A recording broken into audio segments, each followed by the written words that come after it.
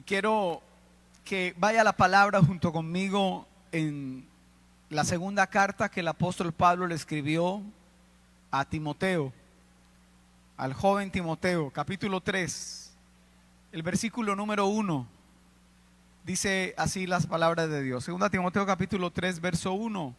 También debes saber esto, que en los postreros días vendrán tiempos peligrosos. He titulado esta palabra, la he titulado para tiempos peligrosos, una iglesia más peligrosa. Estoy agresivo hoy, no me busque. Para tiempos peligrosos, una iglesia más peligrosa.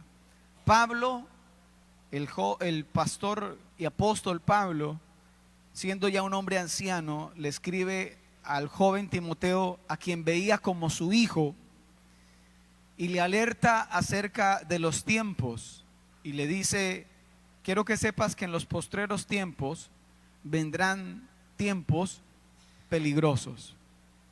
Hoy en día el mundo está convulsionado. Hay una convulsión en el mundo actual, empezando aquí por nuestros vecinos en Venezuela, donde hace 8 días se llevaron a cabo las elecciones presidenciales y se robaron las elecciones. Eso no tiene vuelta de hoja, están todas las evidencias. Lo que pasa es que el poder es adictivo. Hola. Y si los militares de Venezuela llegaran a atentar contra el presidente o contra Maduro, porque ya no es el presidente, no sería un golpe de Estado, porque legítimamente él ya no es la autoridad. El pueblo decidió quién era la autoridad sobre ellos y no es ya el presidente Maduro, y debe caer, tiene que salir, y la iglesia debe orar por eso. Amén. Entonces vivimos tiempos convulsionados, tiempos difíciles. Usted también lo puede ver, hace prácticamente 8 días se inauguraron también los Juegos Olímpicos. Y lo que vimos allí, yo alcancé a ver una parte de la inauguración, lo que se vio en la inauguración de los Juegos Olímpicos fue simple y llanamente un baño de inmundicia. Un culto a la degradación moral. Quizás afuera, o personas que realmente no le han entregado su vida a Dios lo verán como cultura, pero no fue otra cosa sino un baño de inmoralidad. En algunas naciones más conservadoras cortaron la transmisión. Y para los que de pronto no saben de qué estoy hablando, en una de las escenas que muestran allí en la inauguración de los Juegos Olímpicos, están mezclando la perversión sexual con la cultura, cuando en una biblioteca 2 jóvenes hombres se miran, se atraen, pero después se encuentran con la mirada de una chica también, y entonces ya se atraen entre los 3 y se hacen un tipo de invitación. Y esa parte, esa escena termina donde 2 hombres y una mujer se encierran en un cuarto. Ya lo demás lo dejan a la imaginación. Y así sucesivamente, otra escena en la cual pues se supone que un cuadro que Leonardo da Vinci pintó acerca de la última cena, esta gente decide recrearlo con travestis, personas trans. Sí, deciden recrear ese cuadro de la última cena. Fue un atentado contra la moral cristiana. Yo me preguntaba por qué no hacen lo mismo con el Islam, por qué contra el cristianismo. ¿Sí? Y la iglesia no puede callar, no debe callar. Vivimos tiempos peligrosos. Pero para tiempos peligrosos se requiere una iglesia más peligrosa todavía. Hace poco, la Corte Constitucional aquí en Colombia le dijo a los colegios que debían implementar un protocolo de transición de género para sus estudiantes. Y quien propuso eso en la Corte Constitucional fue un magistrado, a propósito muy cercano a nuestro presidente actual, y lo propuso, y no sé cuánto en mayoría, pues fue mayoría porque sí pasó, sí, copiaron y dijeron sí, me parece bien. Esta semana también se radicó una ley trans donde están implicados los niños, y los protagonistas de toda esta situación se dieron a la osadía de tomarse una foto con niños, como diciendo: este proyecto es por los niños y para los niños. En Bogotá, antes de que la alcaldesa Claudia López saliera de su mandato, inauguraron una clínica, ¿cómo lo digo?, de transformación, de cambio de sexo, ¿sí? Entonces, van por nuestros hijos, van por nuestros niños, son agresivos. ¿Y quiénes están detrás de todo eso? Unas élites a nivel mundial que quieren, que no son muchos, son pocos, pero tienen poder económico. Y la iglesia no puede ser tímida ante estas situaciones. Usted no puede decir: eso no tiene nada que ver conmigo. Sí, si no es ahorita, en algún momento tendrá que ver con nosotros. Y lo único que detiene el avance de esa agenda es el Espíritu Santo a través de la iglesia. No los veo muy convencidos, pero así es. Entonces, todo eso que les estoy hablando tiene un nombre. Se llama progresismo. Progresismo y cristianismo no comulgan. El progresismo no es progreso. El progresismo es simple y llanamente que te dicen: no hay verdades absolutas, todo va cambiando y cada tiempo tiene su propia verdad. Y la iglesia no puede ser tímida respecto a eso, y tenemos que no solo orar, sino también levantar nuestra voz. Y yo me preguntaba: ¿qué está en juego en medio de toda esta situación? En medio de toda esta situación, lo que está en juego es la verdad. ¿La qué? La verdad. Y en esa misma carta, o en la primera carta más bien, que Pablo le escribe a Timoteo, le dice en el capítulo 2, el versículo número 4, dice que Dios quiere que todos los hombres sean ¿qué? Salvos. Dios quiere que sea salvo el borracho, Dios quiere que sea salvo el adúltero, Dios quiere que sea salvo el homosexual, no está condenado. Dios quiere que sea salvo el adicto, Dios quiere que sea salvo la persona, en fin, quiere que todos seamos salvos. Y dice: y que vengamos al conocimiento de ¿qué? De la verdad. ¿Conocimiento de qué? De la verdad. Entonces, Pablo le dice a Timoteo: Dios quiere que todos los hombres sean salvos y que todos vengan al conocimiento de la verdad.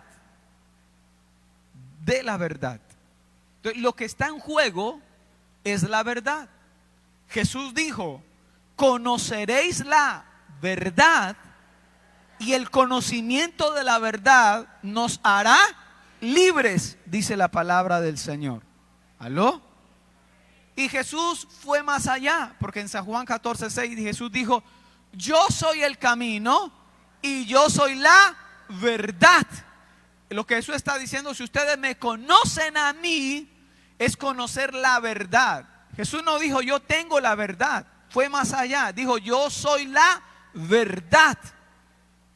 Y si me conocen a mí, que soy la verdad, ustedes serán verdaderamente libres. Por eso también dice la Biblia en el Evangelio de San Juan, dice: de modo que si el Hijo de Dios os libertare, seréis verdaderamente libres, dice la palabra del Señor. Le aplaude al Señor Jesús en esta hora.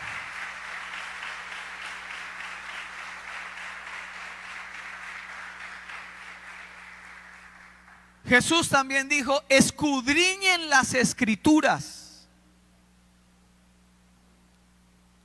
porque ellas dan testimonio de mí. Dijo Jesús, la verdad. Entonces, el diablo es experto en mezclar una parte de mentira con una parte de verdad. Si el diablo presentara la mentira completa, la gente difícilmente copiaría. Pero el diablo es experto en mezclar la mentira con la verdad. Y no es fácil para alguien que no anda de la mano con el Espíritu Santo y que no escudriña la palabra. Para esas personas no va a ser fácil distinguir entre una verdad y una aparente verdad. ¿Aló? Y todos los días las tinieblas envían dardos a nuestra mente. Él no puede saber lo que nosotros pensamos, pero Él envía dardos. Usted pudo haber tenido un mal día hoy, o por ejemplo ayer. Usted pudo haber tenido un mal día, pero entonces el diablo o las tinieblas no le van a decir: no, simplemente fue un mal día. No le va a decir: usted es un fracasado. ¿Ok?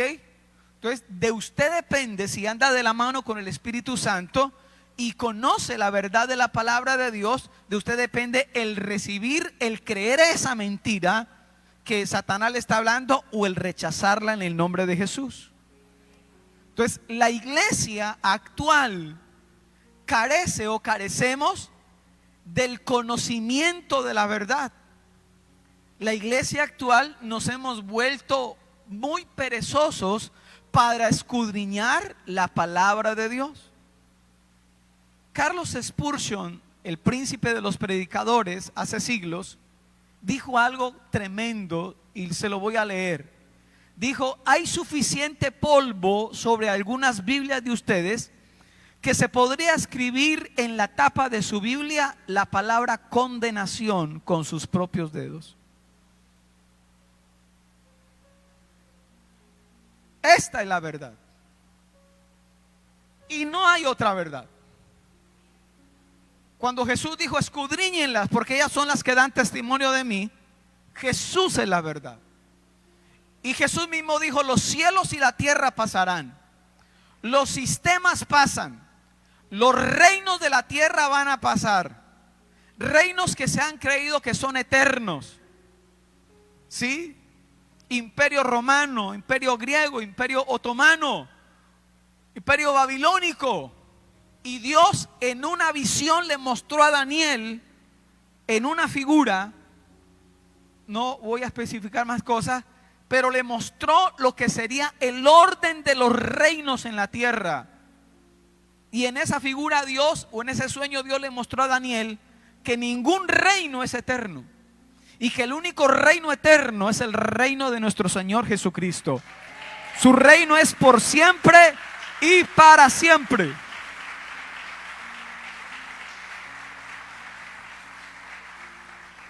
Pero cuando usted y yo somos perezosos para escudriñar la verdad de la palabra de Dios, fácilmente podemos comer de lo que nos sirven las tinieblas.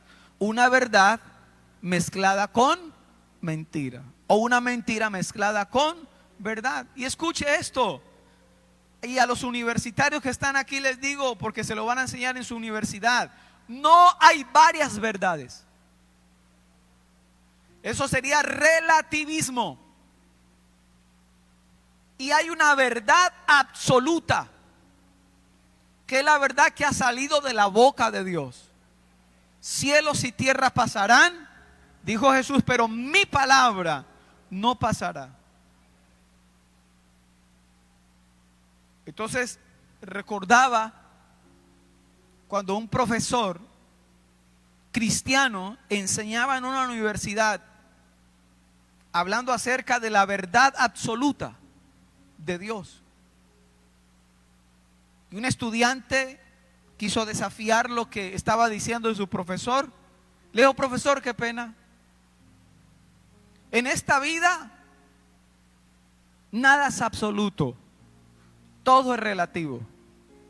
Y el profesor se detuvo de escribir, se dio la vuelta y lo miró y le hizo esta pregunta. Le dijo: ¿usted está absolutamente seguro de lo que está diciendo?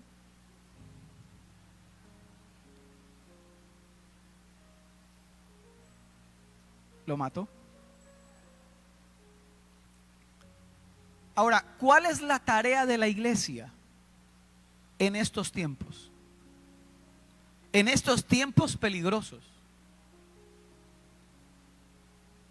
Porque cuando Dios ejecutó su juicio sobre Sodoma y Gomorra, no fue por el pecado de la sodomización, fue por la legalización del pecado. Cuando el pecado se hace ley, eso ya es otro nivel.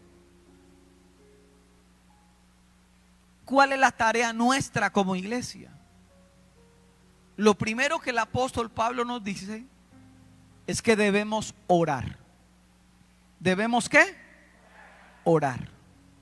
Orar. En 1 Timoteo capítulo 2, verso 1 al verso 3, Pablo les sigue escribiendo a Timoteo y le dice: exhorto ante todo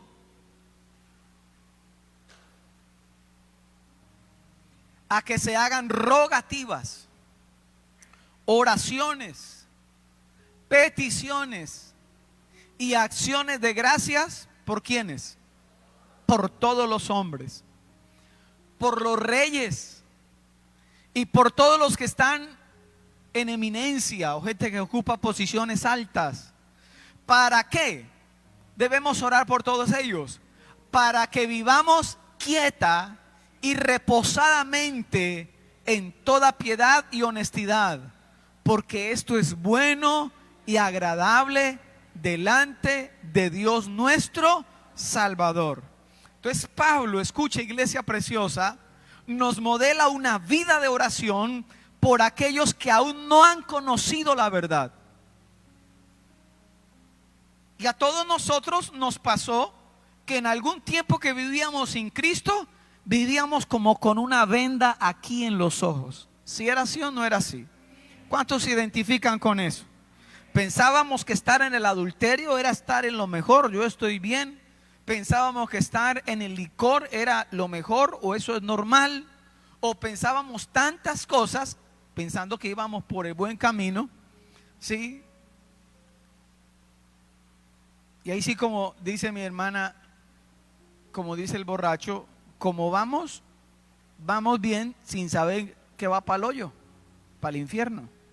Pero un día Dios se nos reveló y se nos atravesó en el camino, y la venda que había sobre nuestros ojos se quitó.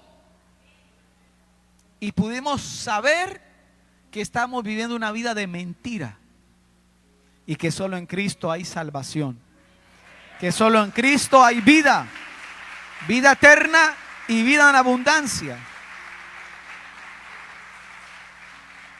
Entonces, Pablo dice que Dios quiere que todos los hombres conozcan la verdad. Eso dice en el verso 4. Pero en el verso 2, versos antes, dice: oren por todos los hombres, por los reyes y por los que están en eminencia, para que vivamos quieta y reposadamente. Dicho de otra manera, si los que están en eminencia conocen la verdad de Dios, viviremos quieta y reposadamente. Pero si los que están en eminencia no conocen la verdad de Dios, no viviremos, nuestra nación no vivirá quieta y reposadamente. Entonces, mire a alguien que está a su lado, dígale: hay que orar, papito o mamita, dígale así, hay que orar.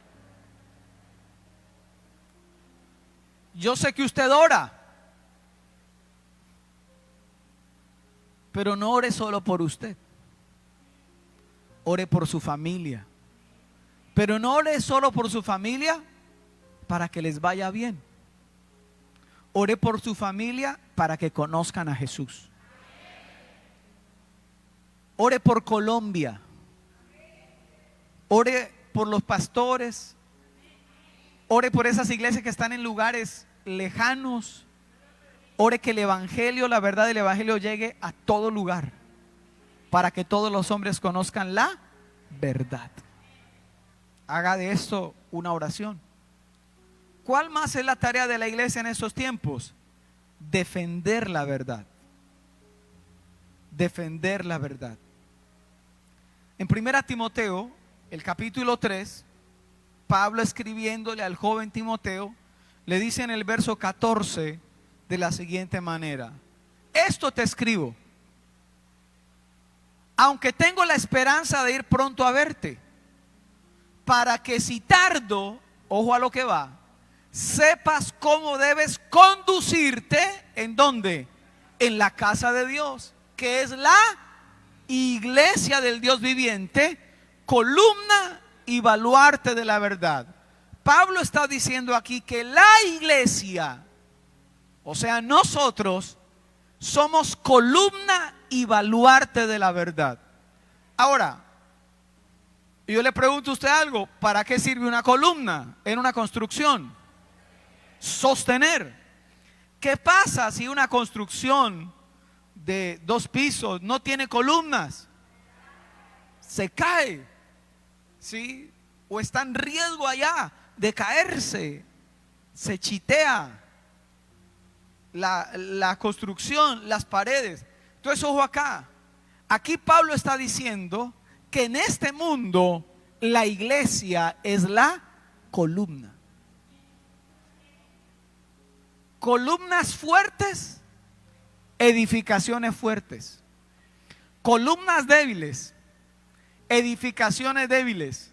Si la iglesia de este tiempo es una iglesia débil, se supone que la iglesia es columna de la verdad. Y dice que no solamente es columna, sino que también es baluarte. Eso dice. Entonces, si me vuelves a la imagen, yo me hice la pregunta: ¿qué es un baluarte? Y esa imagen, del punto 2, porfa. Sí. Eso es un baluarte. Y está especificado así: es un punto de defensa contra los asaltos de tropas enemigas. Ese punto de defensa se proyecta hacia el exterior.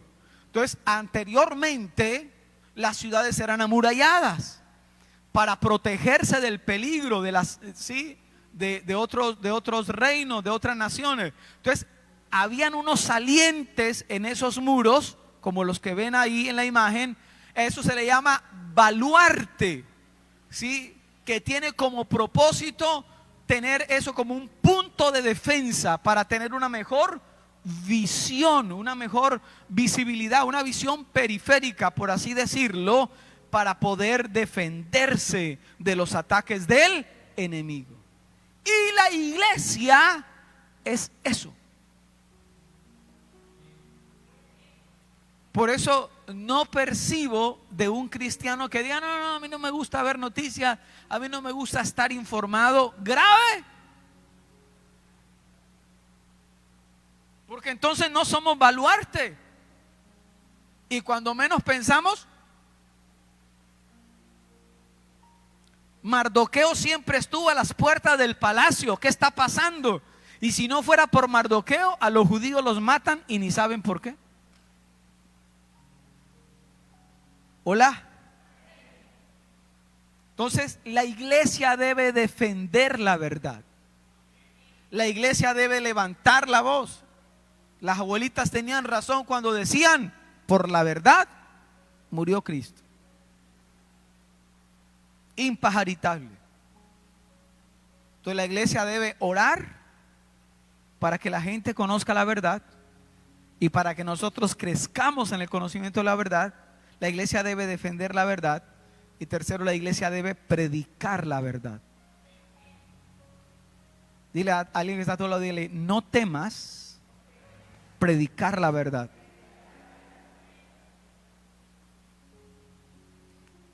En 2 Timoteo capítulo 4, el verso 1 y 2.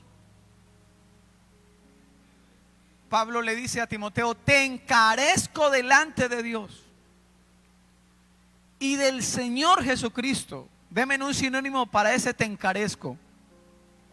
Te ruego, te encargo delante de Dios y del Señor Jesucristo, el que juzgará a los vivos y a los muertos en su manifestación en su reino. ¿Qué es? Que prediques la palabra, que instes a tiempo y fuera de tiempo, redarguye, reprende, exhorta con toda paciencia y doctrina. Pablo le está diciendo a Timoteo, en medio de un mundo oscuro, en medio de un mundo que vive en la oscuridad, predica la verdad, predica de Jesús, predica acerca de la luz de Cristo. ¿Aló?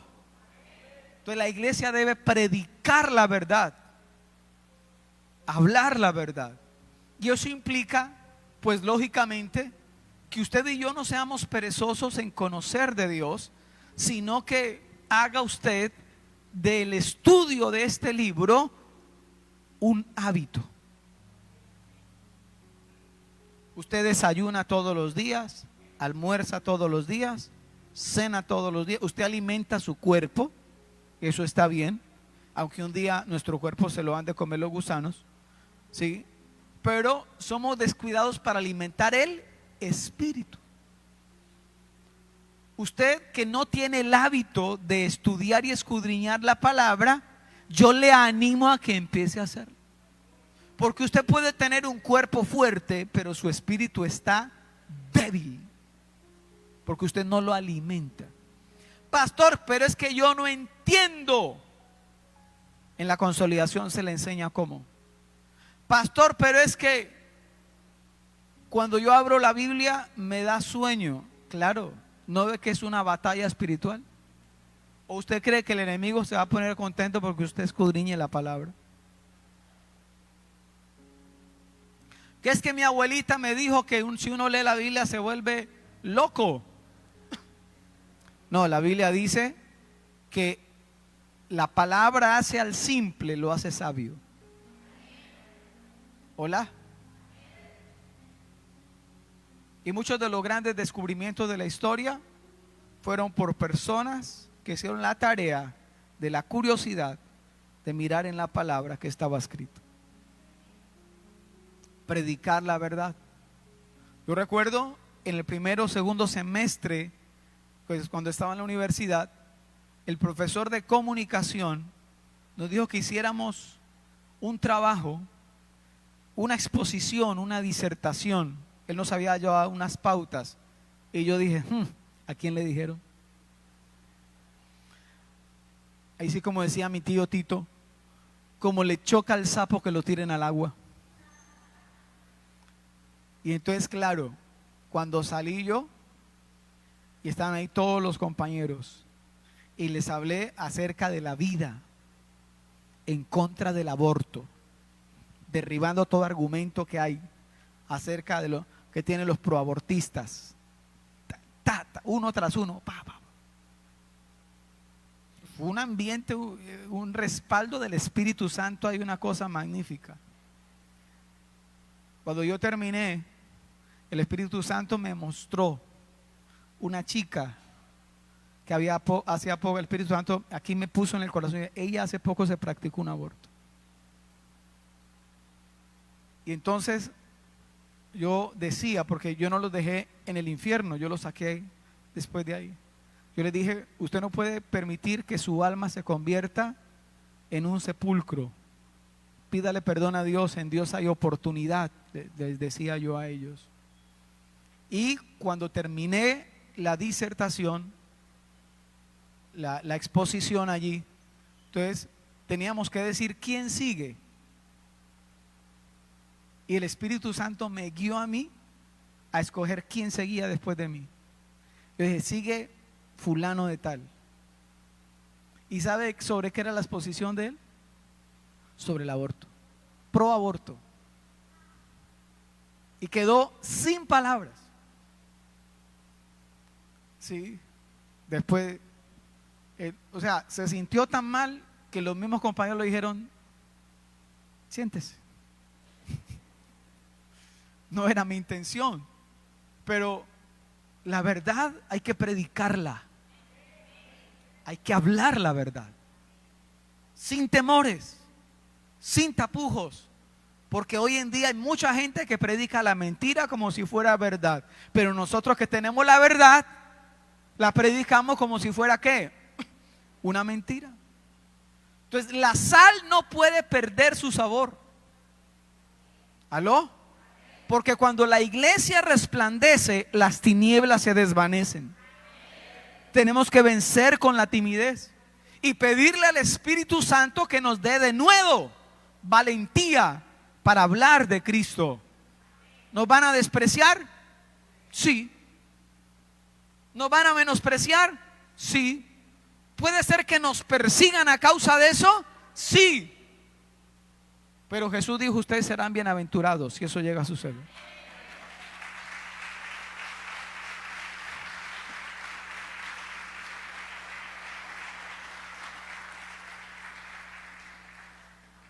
Esta frase se la escuché a Daniel Javif, no sé si lo pronuncié bien, pero escuche esta frase tan tremenda. Seguir a Cristo, dijo él, en un mundo como el que estamos viviendo, es el acto de rebelión más profundo que podamos ver.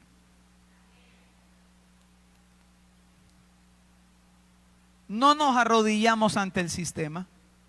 Sería traicionar a Cristo y a nuestras generaciones.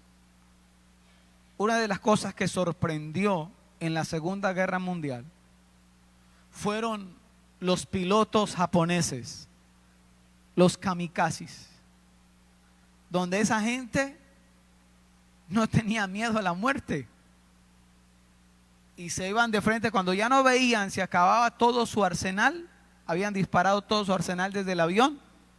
Lo último que muchos de ellos hicieron fue estrellar sus aviones contra aviones enemigos o contra objetivos enemigos. Y frente a eso, cuando alguien no tiene miedo a morir, frente a eso, entonces, a lo que voy es a esto. No nos suicidamos por la verdad como los kamikazes, pero escuche esto, pero estamos dispuestos a morir por ella. Una persona fanática es una persona que está dispuesta a matar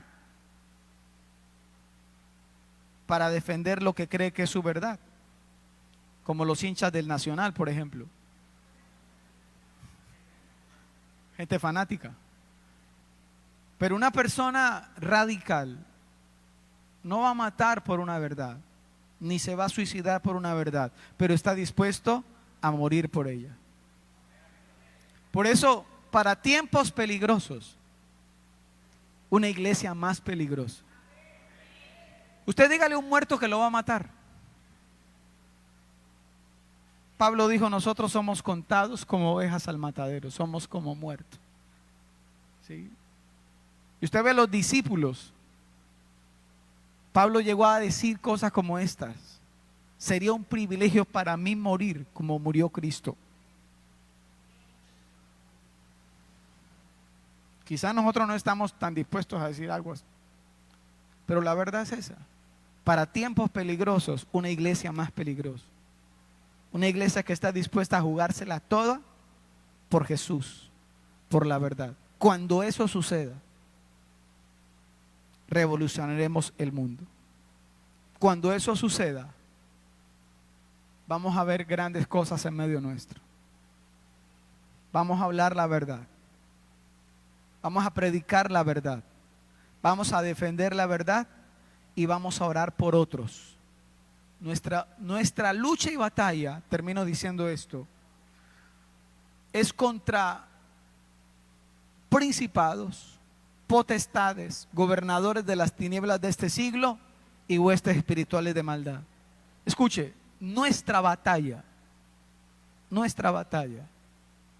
es contra las tinieblas.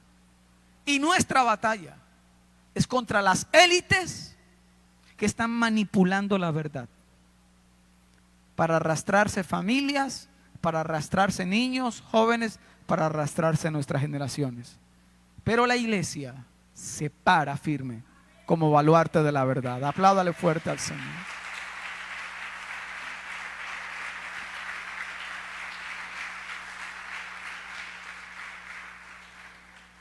Dígale a su vecino, dígale, para tiempos peligrosos, una iglesia más peligrosa.